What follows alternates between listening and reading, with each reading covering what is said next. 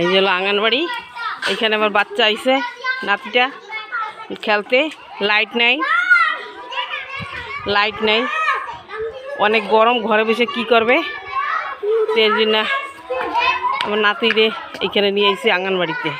এই যে আঙ্গনবাড়ি, এইখানে থাকি আজকে 3-4 দিন। লাইট নাই ঘরে, না বর্ষা বৃষ্টি, না লাইট নাই, কিছুই নাই। এখানে লাইট নেই। এই যে ভিতরে এখানে বাচ্চা বসে।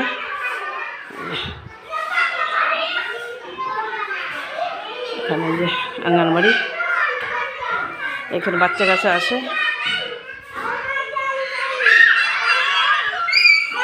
যেমন হয় আঙ্গনবাড়ি।